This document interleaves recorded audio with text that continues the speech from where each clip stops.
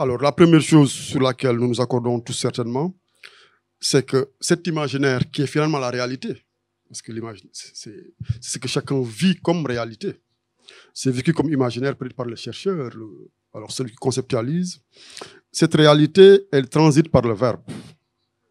C'est le verbe qui est notre lien avec l'imaginaire, c'est le verbe qui est notre lien avec la réalité.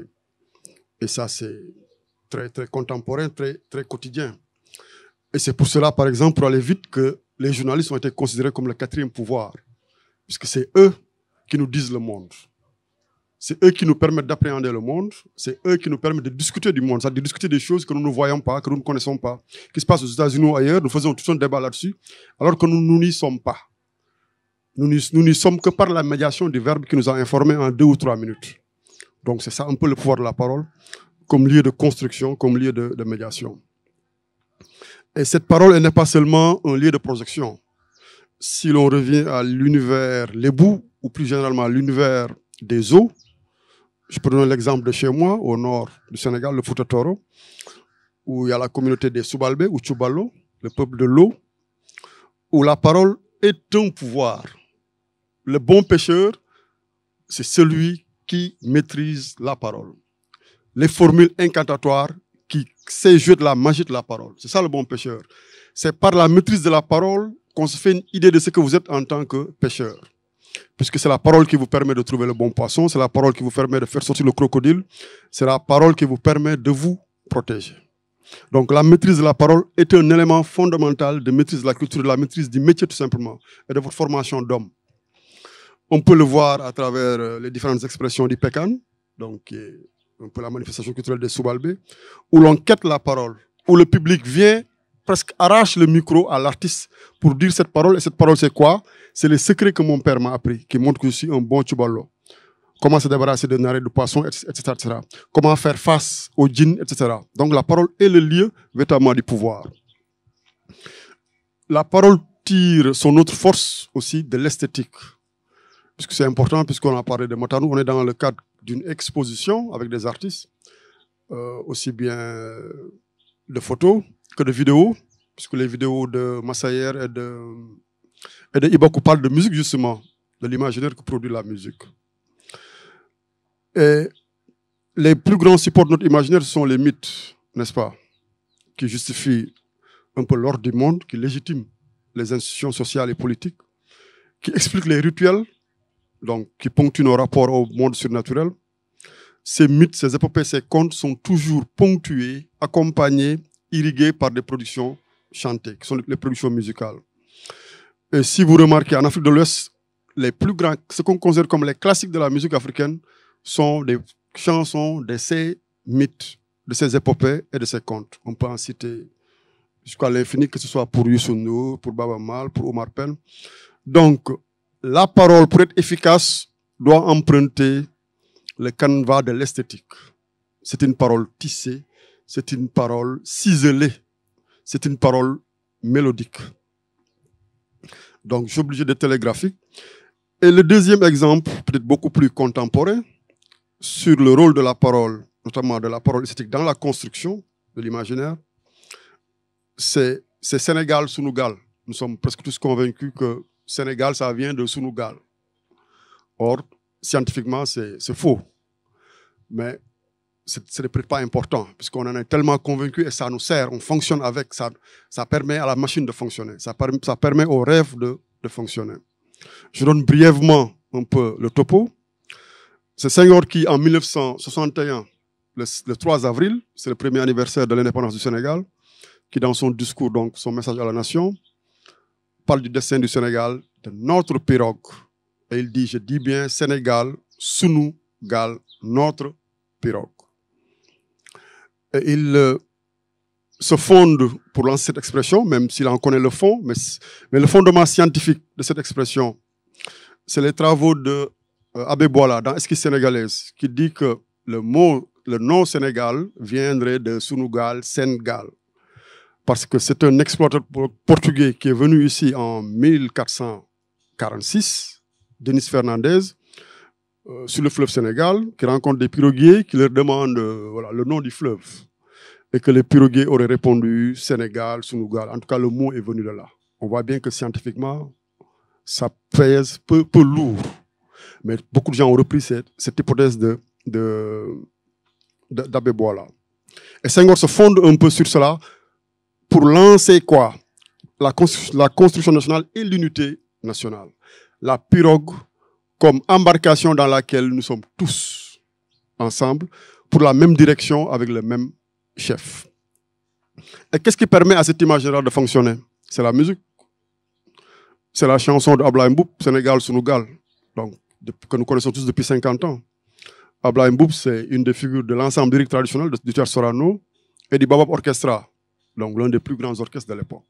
C'est comme ça que cette chanson lance et impose dans la conscience collective cette étymologie Sénégal Sunugal. Et le gal du Sénégal, c'est aussi l'arche de Noé. Donc, l'arche de Noé, c'est quoi? C'est l'embarcation du peuple élu. Donc, et toutes les nations à cette période-là sont dans cette exaltation. Nous sommes le peuple élu, nous sommes le peuple que personne ne peut battre, etc., etc., etc. Donc, pour vous montrer seulement un exemple contemporain de reconstruction de l'imaginaire national dans un contexte d'indépendance où il faut l'unité et le travail. Et cette métaphore de la pirogue, elle ne nous a pas lâchés puisque 40 ans après Laye Mboup, c'est Pape et Cheikh qui font Yatal Guéou avec toujours l'imaginaire de la pirogue. Donc, ne faites pas tanguer la pirogue. Donc, pour vous dire que, pour parler de cette production, les universitaires savent bien que la culture est une production constante. Donc, notamment ceux qui travaillent dans le domaine des arts. Pour juste dire que l'oralité, cette parole, est à la fois le produit et la fabrique de l'imaginaire. C'est les deux à la fois. Donc, elle est l'expression, mais également le lieu privilégié de construction. Puisque elle est peut-être l'une des meilleures expressions, aussi bien de la magie de la parole, mais également de l'esthétique, de ce que l'esthétique est. Ce ne sont pas des paroles lancées au hasard. C'est des paroles suffisamment ciselées, travaillées, retravaillées, de génération en génération. Et chaque génération, il y a pour ça, ça touche. Mais on a l'impression que c'était là depuis le début du monde. Or, c'est toute une sédimentation d'apports, de reconstruction qui lui permettent d'arriver ici presque comme un chef-d'œuvre. C'est plusieurs tiroirs en fait. L'oralité, c'est pas un genre, c'est pas un type de savoir. C'est, pour simplifier, on va dire c'est un support. De la même manière que l'écrit est un support. Dans les écrits, vous trouvez du tout. Vous trouvez de la religion, vous trouvez de la science, vous trouvez du tout. Donc, dans l'oralité, vous avez des discours historiques. C'est plus souvent là qu'il y a la discussion. Est-ce qu'un récit historique, oral, est un récit fiable? Est-ce que c'est un récit scientifique? L'expérience a montré que oui. D'ailleurs, c'est pas pour rien qu'on a décidé d'écrire l'histoire générale de l'Afrique, en redonnant aux sources orales leur dignité. Puisqu'on ne peut pas fonder un classement scientifique juste sur la base d'un support. C'est écrit, c'est oral. Les paroles s'envolent, les écrits restent. Ça, c'est une vision du monde. Chez nous, est-ce que quand quelqu'un dit, quand on dit à quelqu'un de Munga, est-ce que cette parole-là va s'envoler un jour? Ça reste pour l'éternité. Alors que le papier qui est dans la poche, qui aboutit dans la vaisselle, est-ce qu'il n'est pas perdu à jamais? Donc finalement, qu'est-ce qui s'envole? Ou qu'est-ce qui se dégrade? Vous voyez, donc c'est juste une vision des choses. Donc on doit analyser le discours oral, le critiquer, comme on doit analyser le discours écrit. C'est un discours écrit en fonction des circonstances, par des camps, par des parties par rapport à des enjeux. La critique qu'on fait au discours oral, c'est par rapport à la stabilité, en fait. Oui, c'est par rapport à la stabilité. La parole, elle peut varier. Le discours oral, il varie. Parce que la parole, elle est vivante. On ne peut pas dire la même chose 50 ans après. Parce qu'en fonction, ne serait-ce qu'ici, en fonction du public, en fonction des préoccupations du public, en fonction des profils, en fonction du temps dont on dispose, on module sa parole en fonction du contexte. Alors que quand c'est écrit, quel que soit le contexte, vous retrouverez la même page, avec le même texte. La parole ne peut pas faire ça. La parole, elle est obligée de vivre en fonction du contexte. C'est pour ça que les grands griots de l'époque n'aimaient pas être enregistrés. Ils disaient que dès qu'on enregistre leur parole, elle est morte. On la diffuse ici, elle dit la même chose. On la diffuse dans un autre public avec des enfants qui n'ont rien compris de ça, et la parole dit la même chose. Alors que le griot aurait dit la même chose autrement à ce public-là. Donc, ça c'est un couteau à double tranchant en fait. Donc c'est une parole vivante qui forcément se modifie. Et quand on a cette vision de l'écriture figée, donc stable, la modification, la variation devient un défaut. Mais si on change les choses, vous voyez que c'est la variation qui devient près de la vérité. Parce que quand on parle toujours à quelqu'un. Parler sans tenir compte des horizons, des enjeux de la situation de ce quelqu'un-là, c'est parler en l'air. Donc vous voyez finalement que de ce point de vue-là, c'est l'écrit qui s'envole. Donc c'est juste une question de perspective et une question d'enjeu. Donc on ne doit pas être dans l'opposition en fait. C'est pour ça la conclusion. Que ce soit les sources écrites, les sources orales, les discours écrits, les discours oraux, il faut tous les interroger et les mettre en perspective par rapport à ce qu'on cherche à établir. Voilà. Bon, je pense que cette question, elle est liée au statut du Wolof au Sénégal, qui est quand même assez particulier. Bon, le Wolof comme culture ou comme ethnie, il y a quand même eu le Jolof, n'est-ce pas, ce qui est considéré comme le pays Wolof par excellence, d'ailleurs Jolof, Wolof. Alors, mais la construction du Jolof elle-même est une construction liée au métissage, puisque l'ancêtre fondateur du Jolof, évidemment, on est dans l'imaginaire, on est entre l'histoire et la mémoire. Alors, le Jolof, c'est Ndiaye Ndiaye. On considère que c'est Ndiaye Ndiaye qui est le fondateur du Jolof. Ndiaye Ndiaye a pour père un berbère et pour mère une Peul de chez moi, du nom de Fatoumata Sall. Donc, vous voyez, et c'est cet homme-là qui est considéré comme le père de l'empire du Jolof. Et le Wolof est au centre du pays. Ça va être une langue de rencontre, en fait. Et c'est une langue qui aspire.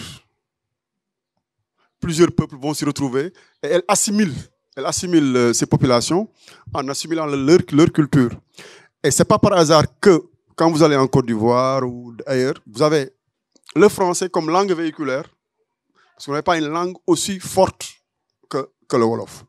Et c'est pour ces raisons-là qu'on se demande si est-ce que le Wolof c'est une langue, est-ce que c'est une ethnie, est-ce que c'est une culture, ou est-ce que c'est seulement une langue véhiculaire. Donc c'est lié un peu à l'histoire. Évidemment, il y a aussi le rôle de la colonisation par rapport au commerce et tout. Donc, la base de cette langue-là, déjà, c'est la rencontre, en fait. Voilà, je pense que, sinon, pour le reste, je laisse ça aux spécialistes véritablement du Wolof et de l'histoire. Bon, il y a Cheikh Anta Diop, hein, il y a beaucoup de gens qui ont écrit sur le Wolof, sur le statut du Wolof. Ses origines, Walaf, bon, même ça, c'est discuté.